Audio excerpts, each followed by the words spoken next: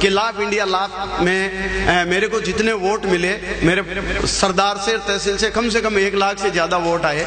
मैं आप सबको बहुत बहुत धन्यवाद देता हूं, आपने मुझे उस मुकाम तक पहुंचने में सहायता की और मैं इस माध्यम से राजस्थान की सभ्यता और संस्कृति के देश के विभिन्न हिस्सों में ले जाने की अपना जो प्रयास किया, उसके लिए मैं आप सबको बहुत बहुत धन्यवाद देता हूं। और लीजिए कुछ हास्य की बात आप तक पहुंचाना चाहता हूं। थोड़ा भैया आवाज बढ़ा दे, ये माइक पकड़ रहे हैं। वो क्या, मैं बचपन से ही बहुत इंटेलिजेंट था। स्वागत। अरे इंटेलिजेंट नहीं होता तो रेजी सरदार शेर का जमाई थोड़ी होता। आपकी तरह कोई गांव में ठेठ अंदर जाकर के डूबना। तो वो क्या, मैं बचपन से ही बहुत इंटेलिजेंट था। इतना इंटेलिजेंट कि मैंने तो तीसरी क्लास में ही साइंस बायोलॉजी ले ली थी। मैं हिंदी, अंग्रेजी, गणित, विज्ञान, सामाजिक ज्ञान, संस्कृत को छोड़कर बाकी विषयों में बहुत होशियार था। और जब क्लास में किसी सवाल का जवाब किसी को नहीं आता तो अपन गुरुजी को निपटाते थे।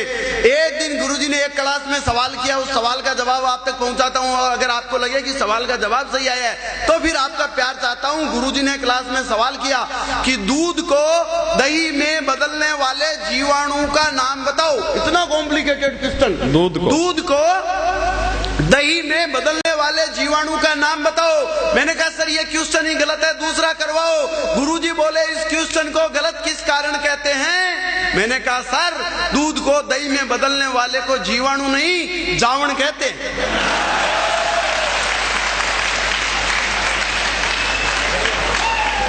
बहुत खूब डॉक्टर साहब। गुरुजी ने दूसरा सवाल किया, अपन ने दूसरे सवाल में भी गुरुजी को ऐसे ही निपटाया। दूसरा सवाल इससे भी हार्ड। गुरुजी ने कहा पदार्थ कितनी अवस्थाओं में पाया जाता है रमेश ने कहा सर ठोस, द्रव, गैस। बोला एग्जाम्पल देकर बता रामलाल ने कहा सर दाल। गुरुजी ने पूछा यार ये दाल तीनों अवस्था में कैसे? तो आदरणीय व्यास जी आपकी तरफ से कहना चाहता हूँ उस सवाल का जवाब। गुरुजी ने कहा दाल तीनों अवस्था में कैसे? तो मैंने कहा सर ऐसे, दाल जब बाजार से लाते हैं तो वह ठोस होती है, जब मम्मी उसे बनाती है तो वह द्रव होती है, और जब दादाजी उसे खाते हैं तो उनके गैस बनती है। वाह वाह वाह डॉक्टर साहब वाह। इस तरह ये एक साथ तीनों अवस्था में मिलती है। अब की बार गुरुजी ने जो सवाल किया वो अपने मारवाड़ की जनता इससे बेस्ट बता ही नहीं सकती। गुरुजी ने तीसरा सवाल किया वायु में गैसों का संगठन बताओ, यानी ऑक्सीजन, नाइट्रोजन, हाइड्रोजन कितने परसेंटेज है हवा में। वायु में गैसों का अनुपात बताओ, वायु में गैसों का परसेंटेज बताओ। मैंने कहा सर इस क्वेश्चन को आज क्लास में मत करवाओ, क्योंकि पिछली क्लास में गुरुजी इसी क्वेश्चन के कारण चोट खाकर आए हैं, क्योंकि आज क्लास में 5-7 लड़के मोट खाकर आए हैं। वाह।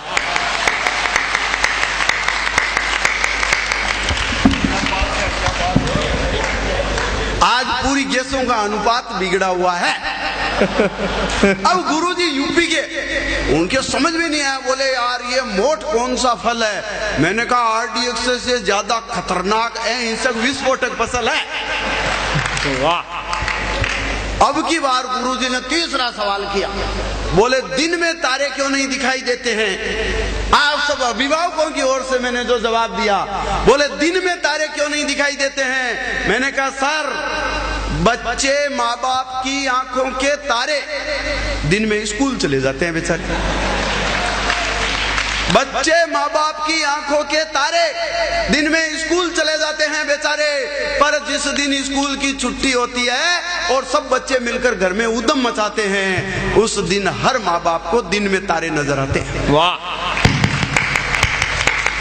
गुरुजी ने अगला सवाल किया। गुरुजी सवाल पर सवाल करने पर तुले हुए। अब की बार गुरुजी ने मैग्नेटिक अट्रैक्शन यानी चुंबकीय आकर्षण का पाठ पढ़ाया।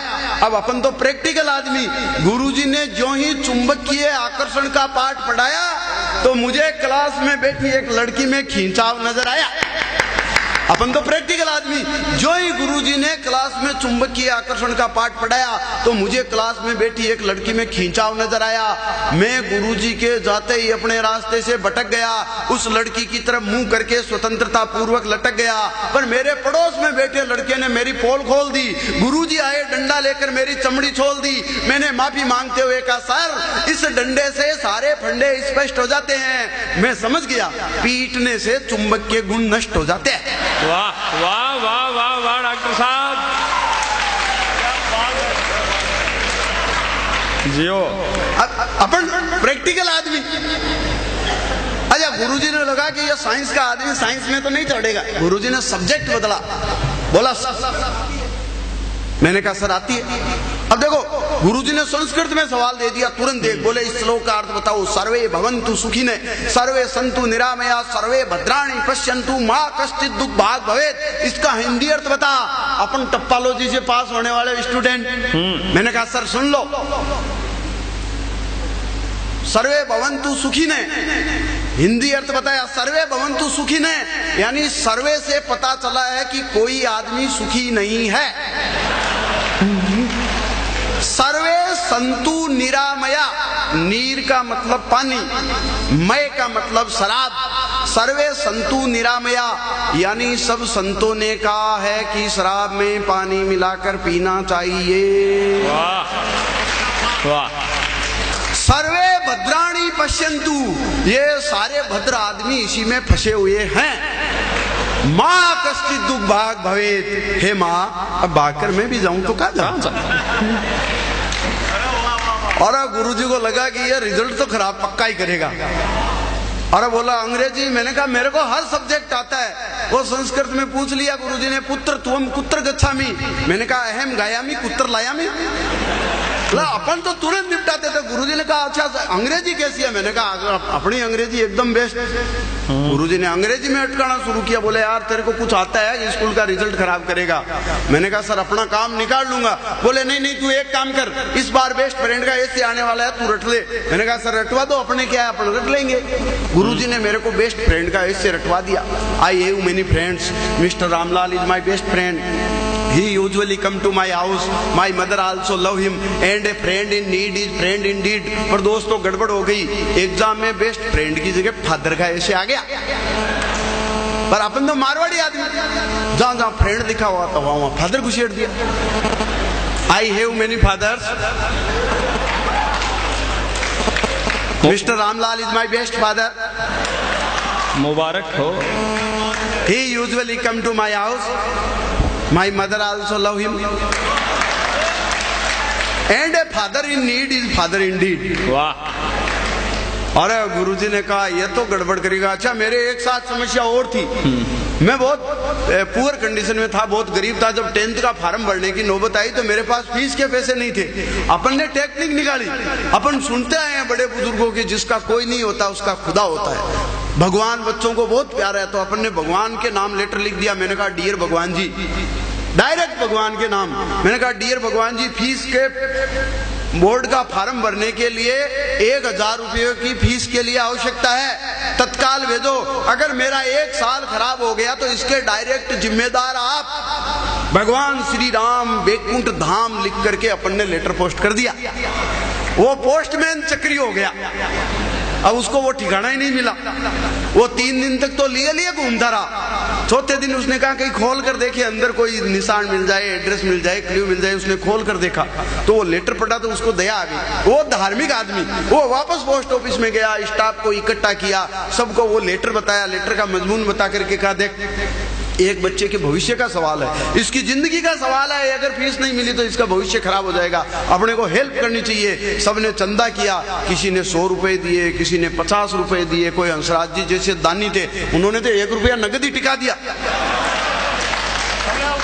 तो कुल मिला करके 801 रुपए हो गए। मेरे नाम से मनी ऑर्डर आ गया, अपन ने फॉर्म भरा, बोर्ड का अपना काम निकल गया।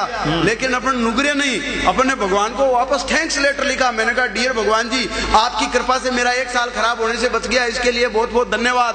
हालांकि मुझे 1000 रुपयों की आवश्यकता थी, आपने भी 1000 रुपये ही भेजे होंगे, बीच में 200 रुपए तो ये पोस्ट ऑफिस वाले खा गए। बहुत ठीक। अब की बार भेजो तो कोरियर से भेजना। हाँ अच्छा दोस्तों, कुछ इसी तरह की गड़बड़ियां और होती रही। मैं बताऊंगा एक हास्य की कविता से, अगर आप सुनना चाहते हो तो आपका मन चाहते हो तो जोड़ना चाहता हूँ। एक राजस्थानी में, राजस्थानी हिंदी सभी विषयों में लिखता हूँ और आपको व्यंग भी है, मतलब आपको पसंद आ रहा है तो एक बार तालियां वालियां बजा करके बताए मेरे को। मेरी एक प्रसिद्ध राजस्थानी रचना उससे आपको जोड़ना चाहता हूं। देश में देखो महिलाओं की जो स्थिति है, और खास तौर से जब से रिजर्वेशन लागू हुआ है, महिलाओं की स्थिति पूरी बदल गई। अब महिलाएं इतनी प्रभुत्व हो गई।